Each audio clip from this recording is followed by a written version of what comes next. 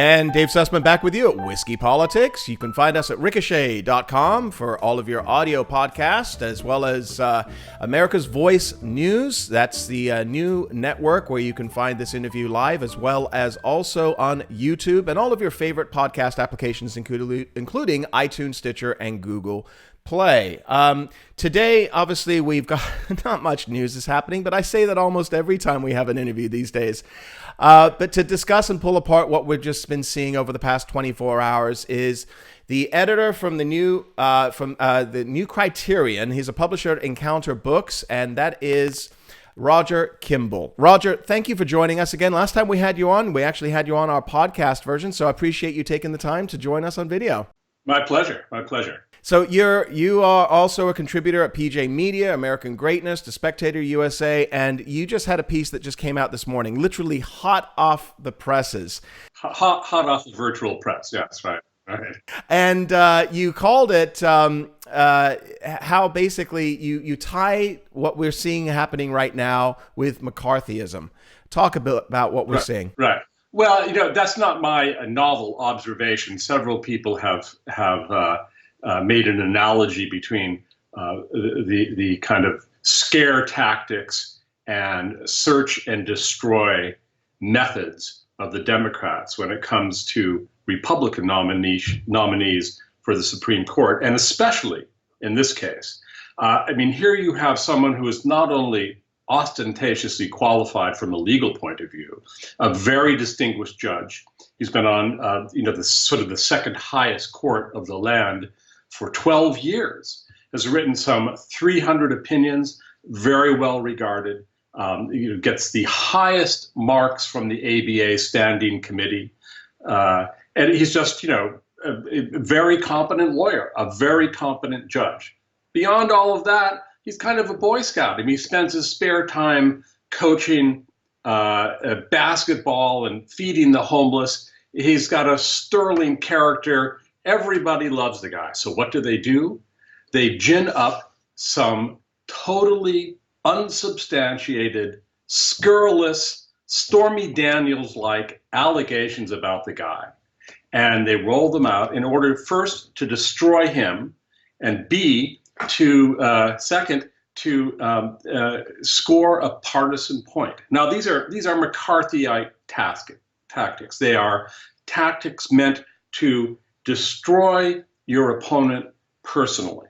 But it's worse than McCarthy, really, I think, because Joe McCarthy, although he was a despicable guy in many ways, he was right about there being communists in the State Department. The State Department was littered with them.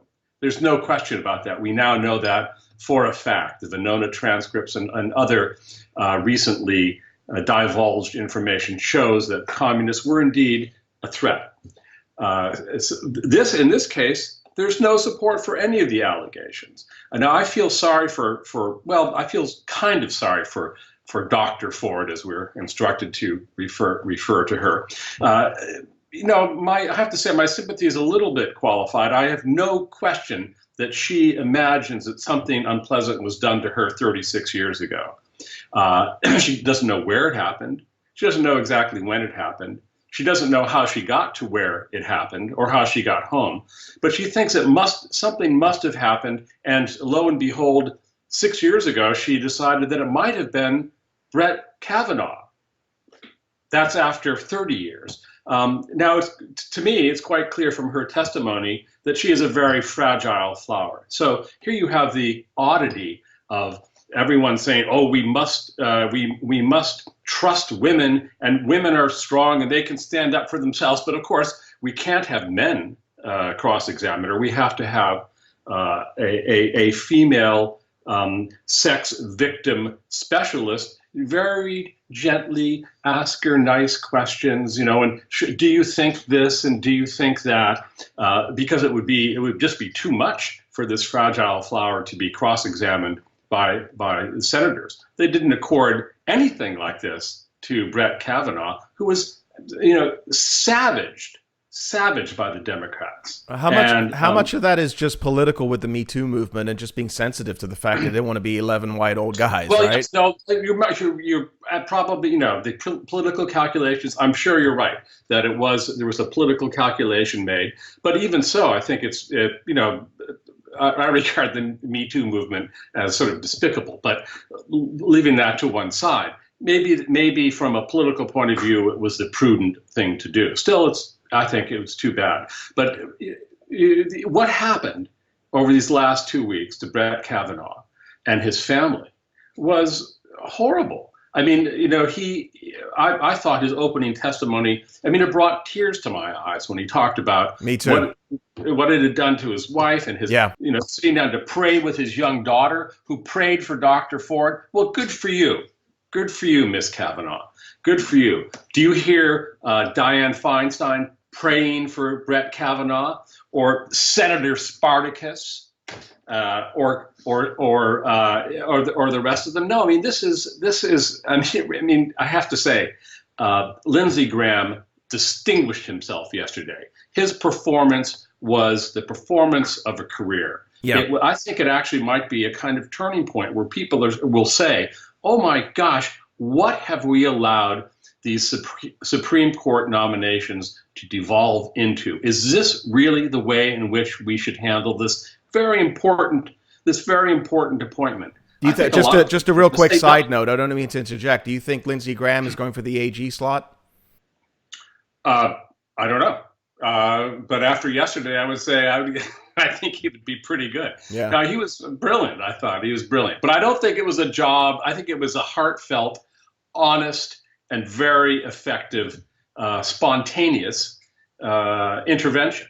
And I think he just underscored how despicable this process has become. As he pointed out, Republicans never do this to Democrats. They have never done this to Democrats. And of course, the whole process of these public hearings, which are really just kind of occasions for a circus, is relatively recent innovation.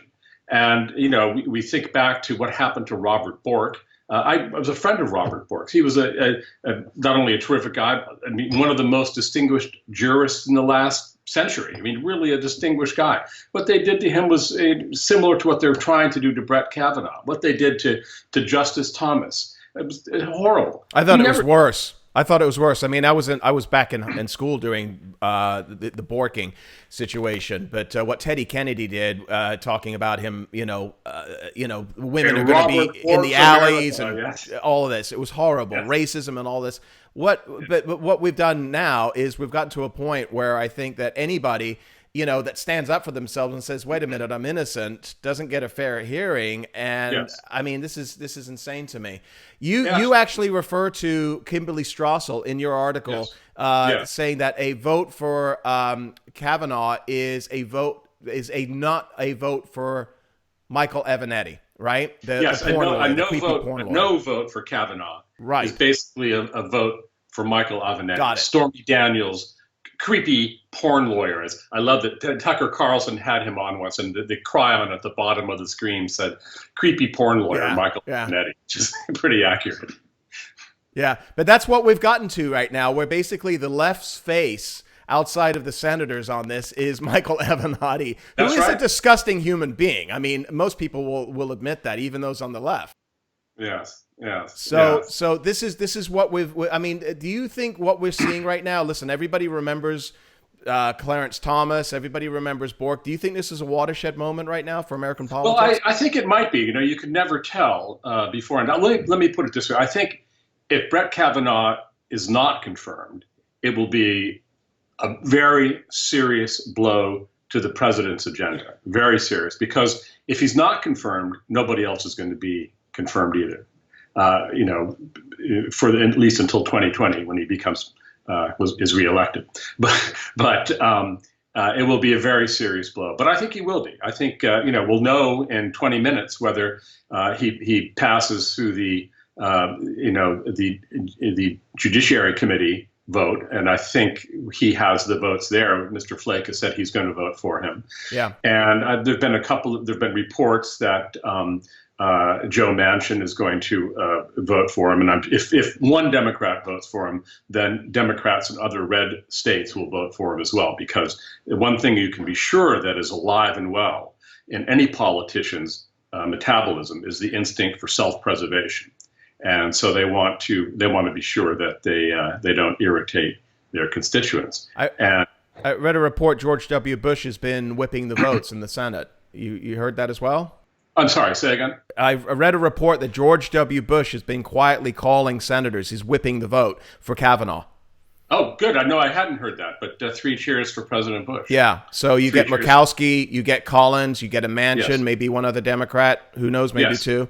Yes. And so he gets in. But what do we see post Kavanaugh being placed on the court? Because you've got folks already that are planting the seeds for impeachment and continuing on with this asterisk.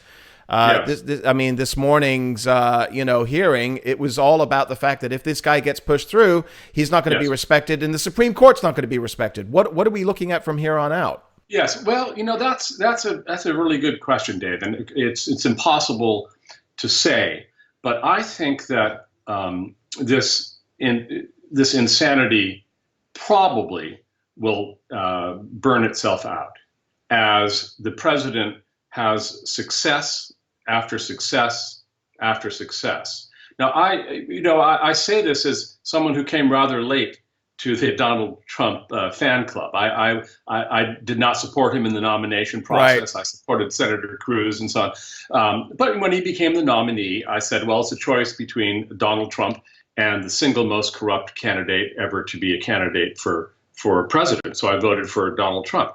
And, I have to say that in the waning days of the campaign, he impressed me. I like what he said at all these rallies. And since then, he has fulfilled promise after promise after promise. You look at the stock market, you look at the judicial appointments, you look at the regulatory environment, you look at, symbolic things like moving our embassy in Israel to Jerusalem, which many people have said they were going to do, but everyone, didn't have the courage to do it. Donald Trump is not beholden to the swamp creatures running our government. And because of that, he's able to do a lot of things that we were told, 2 years ago were impossible to do. And he has made the country stronger, more respected around the world, and much, much richer. And the more this goes on, the more these hysterical chihuahuas on the far left are going to seem like the crazy people that they are. Now, that's one possibility. The other possibility is, many people have said that we are in a kind of pre-revolutionary moment. The country is so divided that we are facing a time that, at least like 1970, when you have people in the streets and so on, maybe like 1850. I don't know what the issue is exactly. I mean, there's no slavery. We can go back to Rome. Yes, yeah. I mean, it's the Gracchi and so on. Right. But I don't know. I think probably the better angels of our nature, as Lincoln put it, will prevail, and people will understand that we have been governed for too long by an unaccountable elite that is not elected by anybody. And we don't like that. We want our sovereignty back. And we think that identity politics is a poison, and that we want to repeal the fundamental transformation of the United States of America that Barack Obama got well down the road in his 8 years. I think we've made some very important steps in that direction. What we're seeing now are the death throw flailings of the left, like a frog that's been dissected, but its legs keep twitching. I think that's what we're seeing now. These women in pink pussy hats and so on. I mean, it's ridiculous. What do their mothers think? What do their daughters think? It's preposterous. Well, that's the question, and that leads me. It's a good transition question for me, because there is the politics of this, and unfortunately, folks like yourself, and I like to consider myself in the same, from the standpoint of being invested in this and reading everything and just consumed by it. It's probably not a good thing, But we're in this. But for the folks that 90% of their life is not focused on this stuff, and then they turn on the Chiron headlines and they see this, and my mom and I were tweeting yesterday. She's elderly, and she's British, and she's tweeting me back, and she says, she's middle of the road. She could be swayed either way. She says, why shouldn't the Senate Judicial Committee delay for another week to get the FBI to review the accusations? Now, I had my answers for them, but what would you say to her and the public that are asking these same questions? Right. Well, of course, what has happened in the 10 days or so since Dr. Ford's allegations first became public is that the Senate Democrats have done everything in their power to delay it. They had this letter back in the summer, I think toward the end of July. They deliberately kept it from Kavanaugh and kept it from the rest of the committee in order precisely to delay the process. They kept it to the eve of the Judiciary Committee vote. When Senator Grassley got the letter, what did he do? He handed it over to the FBI. The FBI looked at it. They sent it to the White House, came back. The FBI said case closed. Why did they do that? Because they'd already conducted 6 field investigations of Brett Kavanaugh. Had there been the hint of a whisper of an adumbration of this kind of scandal, they would have uncovered it years ago. The idea that somehow delaying it further would change things is ridiculous. What the Democrats want to do, of course, is delay it till after the midterms, when they hope and pray that they will take back the House and the Senate. I think they're going to be sorely disappointed. In fact, I think that their malignant performance over these last couple of weeks almost guarantees that the GOP will pick up several Senate seats and hold the House. That's my. You think we're going to hold the House? You think GOP holds the House? I think so, but we'll see. I've been wrong before. But in my heart of hearts, yes. Yeah. So the question would come back. Well, okay, but the FBI looked at him without these allegations, but what they haven't actually looked into these allegations. True. And so what else did the committee do? The committee. So there are. So Dr. Ford has identified 4 people who were there. There's Brett Kavanaugh. There's her friend, Ms. Kaiser, as she now is. A chap called Judge. Mark Judge, and then another guy goes by DJ or something like that. Yeah. Mr. Patrick Smith, PJ. They were all contacted and signed letters under oath, under penalty of felony. That I had no idea what they were talking about. Now, the kind of histrionics that people on the Democratic side say, well, they didn't explicitly say no. Yes, they did. They said, I have no recollection of this. I wasn't there. They didn't say it didn't happen, because who can say it didn't happen? You can't say it didn't happen because, if you weren't there, you can't say.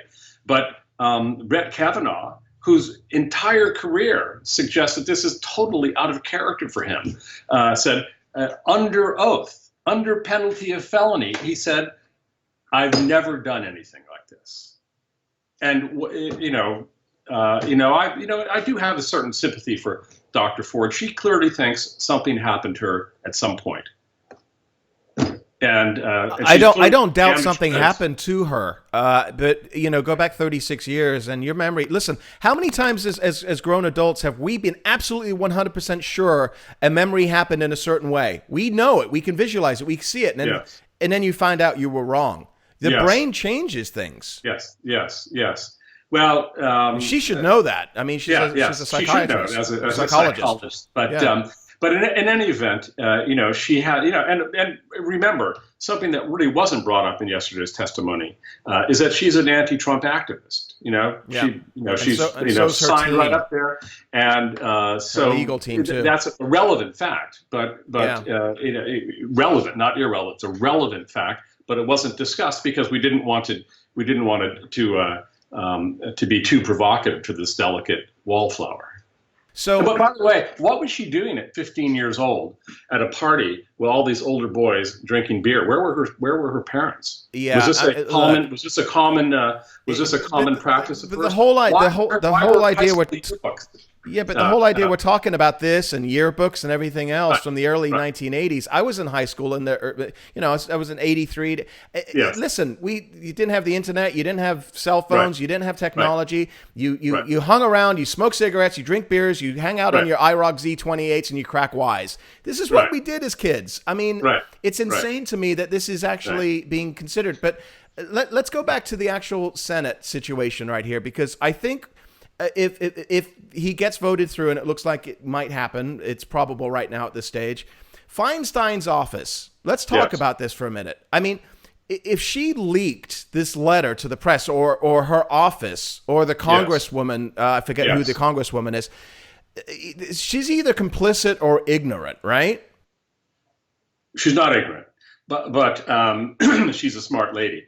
But I believe Senator Grassley. Well, I believe he was right when he said that he doesn't think that Senator Feinstein or her office leaked it. That leaves two other possibilities that we know about: Dr. Ford's lawyer, or the congressman or congresswoman who also had the letter. Right.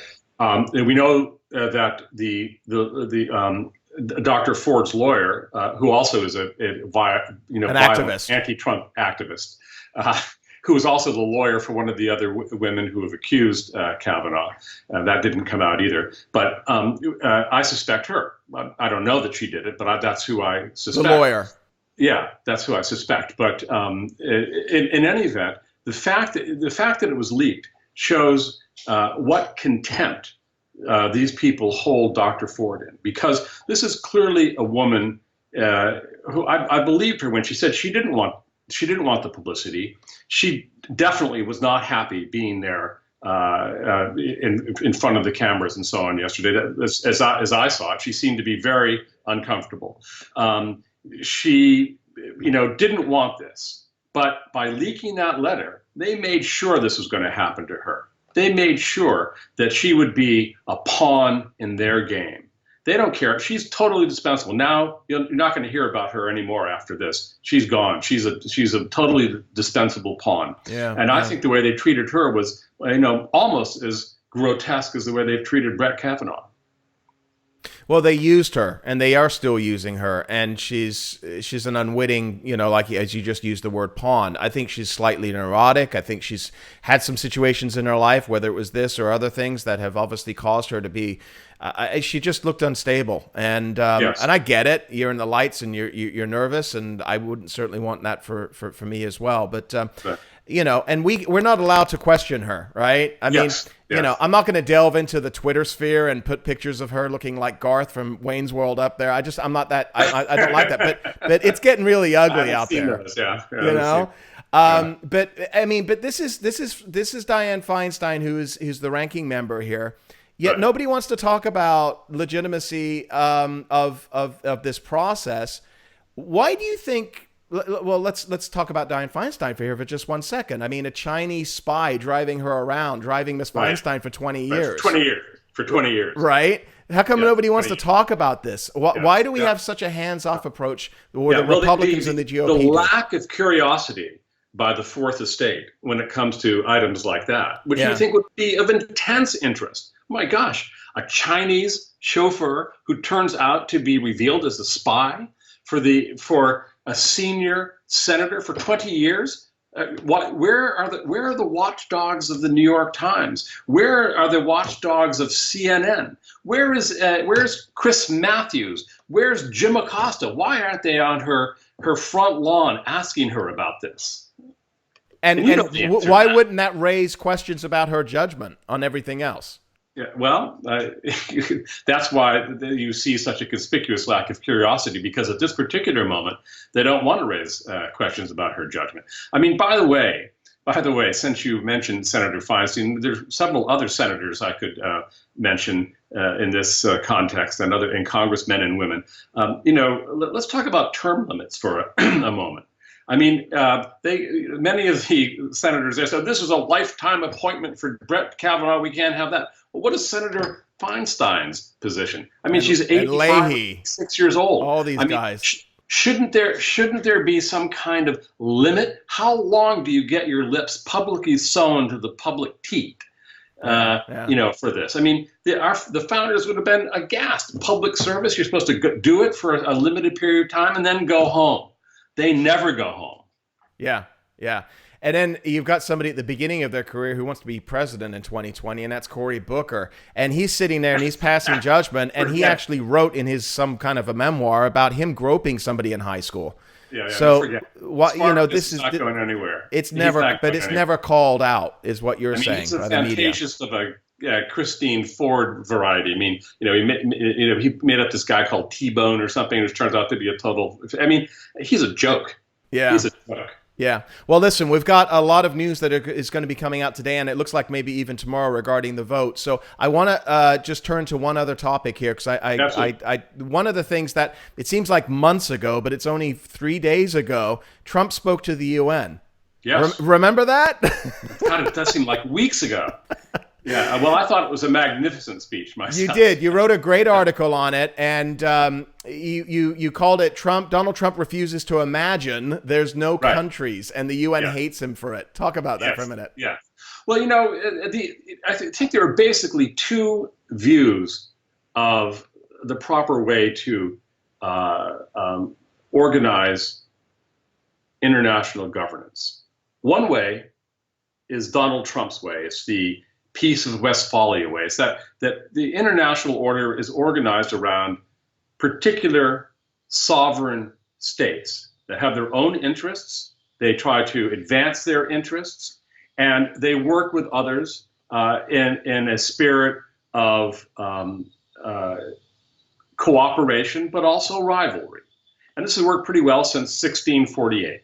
Then the other view is the view that is instantiated in institutions like the UN, where what they want is world citizenship, governance by unaccountable, internationalist, globalist, elitist bodies like the United Nations. They think that they should run your life. What do you think about that? Those are the two, in broad strokes, those are the two views. And they hate Donald Trump because he represents an existential threat to their existence. And I'm really glad that he does. Now, I think I have a proposal for the United Nations, which I'm thinking about writing up. This is an organization that keeps going on and on about the rights of the downtrodden in the third world and the horribleness of capitalism and so on, except, of course, when it comes time to make payments to them. I think maybe they're right. Maybe it's a bad thing that the UN is permanently stationed in the United States of America, and especially its capital city, the emblem of capitalism. I think we should move it around. It should go from country to country, 5 years here, 5 years there, and I would propose the next stop should be, since it's such a garden of socialist aspiration, Caracas. We spend 5 years in Caracas. We get rid of all of those overfed diplomats who are littering up the streets of New York. We move them to Caracas for 5 years. Then we go to, Nigeria. But there's a lot of places in the world that I think would benefit from having the UN there, its prestige. And of course, it would also give these countries a little glow of that prestige. Plus, we could do something with real estate in New York, turn it into, something useful like a golf course or tennis court. Are you just saying this because traffic was really bad this week for you? I'm not saying it only because traffic was really bad this week. Oh, my goodness. Well, listen, I don't disagree with that at all. And in fact, I'm a big proponent of them breaking down all global institutions as well as the American government and spreading it out into the hinterlands. Good idea. Oh, that's a good idea. Somebody, I can't remember who it was, but this is a really good idea. Washington has too much power. We need to kind of split it up, decentralize it, so the Department of the Interior should go to your town, or Idaho or something, and the Department of the Treasury should go to New York, and there's a lot of agencies, and Washington should be decentralized, and these agencies should be spread throughout the country. Yeah, I think it was either VDH or Michael Walsh that said that. Yeah, it's a very good idea. Yeah, I support it wholeheartedly. It's a great idea. So the threat is to the UN for their globalistic approach, and Donald Trump is obviously taking the tack from a nationalist standpoint, and he believes. And listen, I mean, people are, especially the blue checked Twitter, guys that are out there that are journalists. They have a problem with this from the standpoint of talking about nationalism, because then they equate that to some alt-right fantasy. Right. And then the line is really short between that and white supremacy. Right, literally. But doesn't Germany have nationalism? Doesn't Australia have nationalism? I mean, yes. The common sense is that's the way it works. That's what a country is. A nation is a group of people, usually with similar ethnic identities. In the United States is unusual in this respect that we're multi-national, multi-ethnic, as was ancient Rome. But Italians are recognizably distinct from Englishmen or from Germans or from Australians. It's just the way it is, and they have distinct interests. That doesn't mean they can't get along with other people, but it means that they have their own interests. And if every country is like a family, if you look after yourself, your own family first, then you're in a much better position to do lots of other things in your community and and that's the same way on the international scene. And the idea that somehow nationalism is a code word for fascism is ridiculous. Yeah, and it's such an easy reach for these people nowadays. What are we seeing right now in America? And obviously the left has vitriol towards this president, unlike anything I've seen, even probably more so than George W. Bush at the height of the Iraq War. I mean, that was really ugly. Yes. And so they're doing everything in their possible power, including Kavanaugh and the next thing that's going to happen. We know this; they're not going to stop.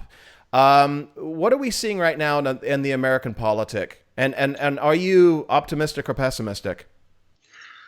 Well, optimism, of course, is the defining failing of Dr. Pangloss. So I won't say that I'm optimistic, but neither am I pessimistic. I'm a cheerful guy by disposition, I think, and I think that this is a great country, and we've got a lot of potential, a lot of resources, and usually things do work out, and I think that they probably will. But I think we're in for a pretty sporty ride.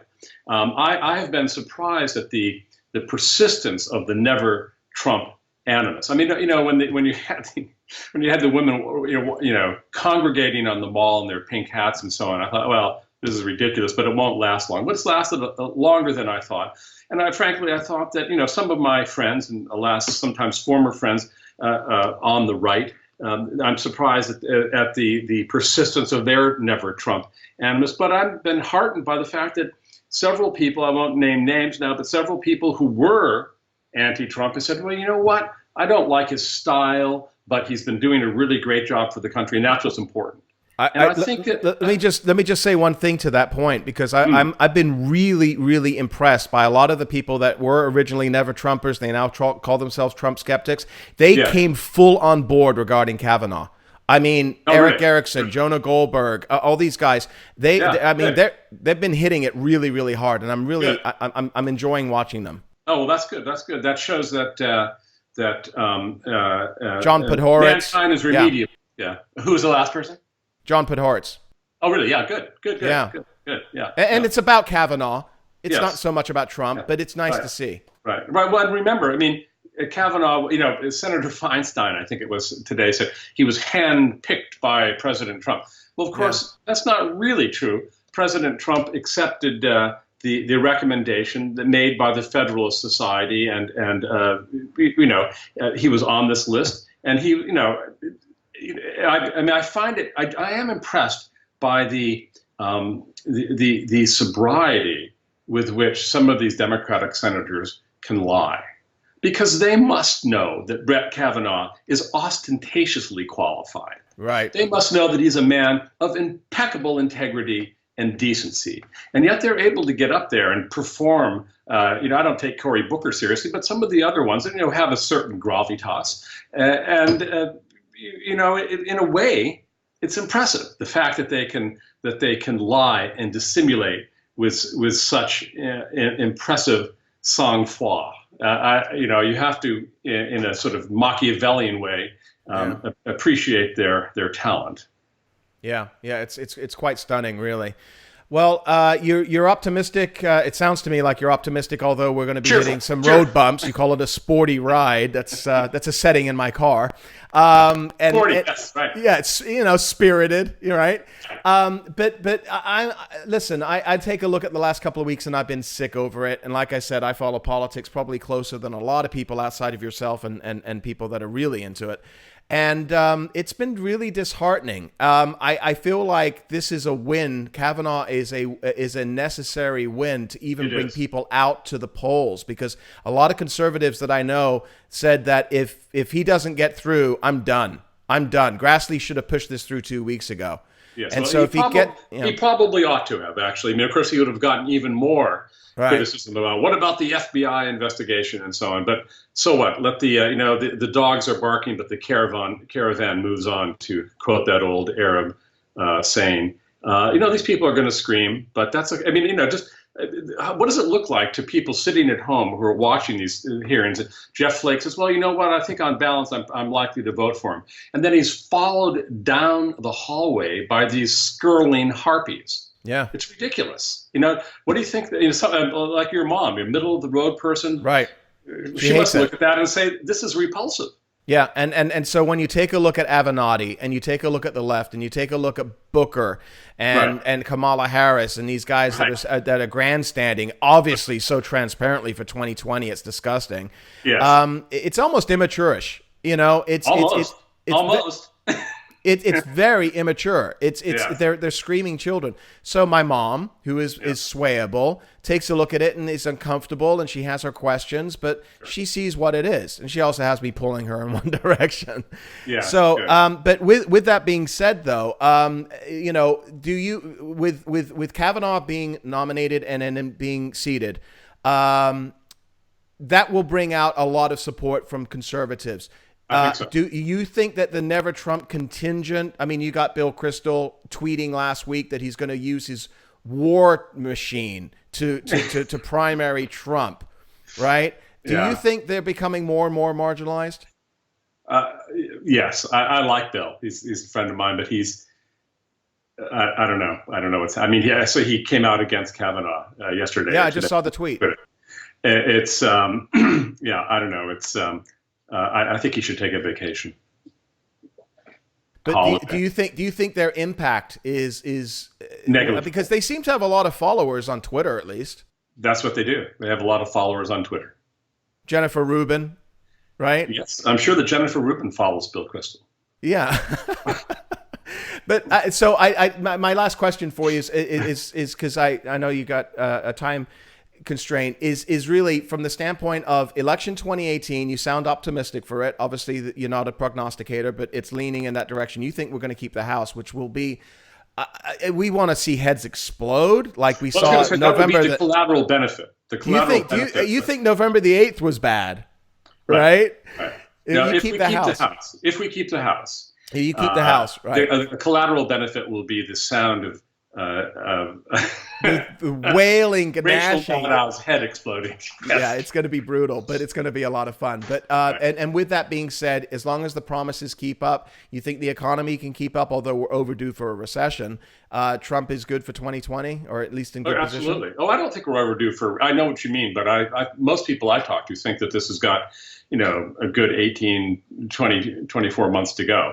But it's the tax cuts. This economy is on fire. Yeah. A week is a long time in politics, as Harold Wilson once said. Anything can happen. We could, go to war or something. Bad things can happen. But I would say that given the evidence, this country has had. Can you think of a president that has had a more successful first year and a half? I can't. None. And I watched Ronald Reagan. I was in college at the time, but This is an incredible series of accomplishments, and we've forgotten about the fact that North Korea and South Korea are talking now, and that they're praising Donald Trump, and he's being tough on Russia. I mean, there's so many different things that are not in the news right now because of the drama in D.C. That's right. So that's right. The question is, are Republicans good enough messengers to get it out? Because the Democrats certainly are. That's a good question. Yeah. Roger, where can folks find you? Where can they find me? Well, you're on Twitter. On Twitter, yes. I tweet, and I write for American Greatness. I write for PJMedia. I write for The Spectator and many other places. Yeah. Great. And you're also an author, and you have several books that are out. Yes. And so you can find those on Amazon.com. And check out his articles at the new Criterion and PJMedia, American Greatness, and SpectatorUSA. Very special thanks to you for joining us, Roger. Great fun. Thanks a lot. And hopefully we'll have you on again real soon. Thanks for the lesson about times. Skype. Yeah, I appreciate it. Thanks a lot. Take care. Bye. Folks, you can find us at whiskeypolitics.net, and don't forget to follow us at ricochet.com, America's Voice News Network, YouTube. Subscribe and follow us and get those notification buttons. And we look forward to speaking with you again real soon. I'm Dave Sussman signing off. Bye-bye.